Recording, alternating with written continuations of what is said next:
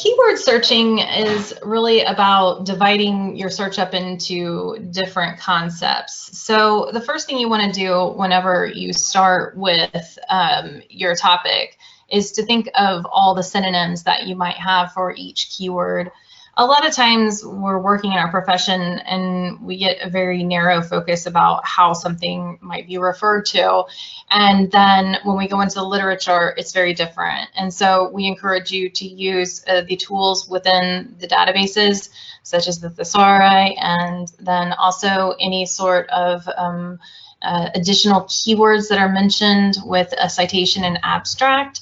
And then as you're reading, just to find other keywords and synonyms that may be significant for your searches. So when you identify them, then circling back and going back into those same databases and doing those searches. Then, of course, becoming more savvy with your Boolean operators. So you should have been introduced to searching last quarter, and you should have done some advanced searching, but not probably too advanced. But this is definitely the time where we would want to get into connecting all of those synonyms with the Boolean operator OR, so that we could get a lot of results with different keywords at the same time. So basically what we do in that method of searching is teach you how to do one search and make it do a lot of things. So when you're working and you're trying to find evidence on the job, that's a really good tool so that you can find something fast and easy. So we took a really basic, pretty old topic and translated it into a search strategy for you for this particular course. So you have the assignment last week where you were just finding the levels of evidence, but you have the overall project where you have to write your PICO statement, which you should be working on, and then you have to translate that into a search strategy, and then you have to identify all of the highest levels of evidence and a certain volume of evidence in order to complete the assignment.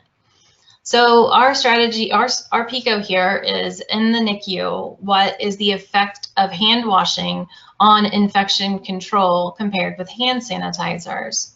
We don't have a time factor that we're considering here, so we've simply left it off, although it would be easy to add that in. And that would be something that we could include in the search, or we could just use as we are reviewing our abstracts. The first is our population or our patient, and that's our NICU care providers and the visitors. So that's anybody that's going into our neonatal intensive care unit. And that NICU part is important. I'm using an acronym right now and I'm referring to it. And we may find that using the acronym is the best way to search, and we may find that it's not.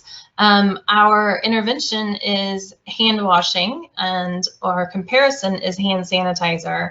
There are a lot of different words we can use for the hand sanitizer, which I'll get into. And then our outcome is that generally we want infection control or fewer infections.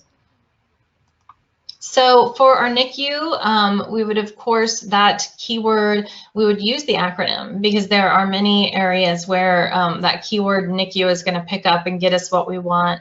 And then we could go into the full terminology of neonatal intensive care unit. A lot of times, though, we find that truncating helps us a lot. So we'll pull off maybe the last part of a word or of a term. And so we have neonatal intensive care. Sometimes truncating it down to just neonatal may be effective because we're just looking at that population and we're just looking at this intervention. When we put the two together, it's going to be obvious that we're looking at those patients in that unit in the hospital. So for the next, our intervention, you can see we have a lot of different keywords. We have our intervention and our control. We've putting them together, and we would be searching for hand washing or hand sanitizers or hand rubs or hand disinfection. Sometimes some of the databases and search engines will pull hand washing apart. Sometimes they'll put it together. So that's another aspect of searching that you become savvy about over time. And then for infection control, cross-infection is the subject heading in some databases, and then infection control is the subject heading in others. And it's important that you know that so that you're using both of those. And so that would also be an or situation where we'd want to do cross-infection or infection control.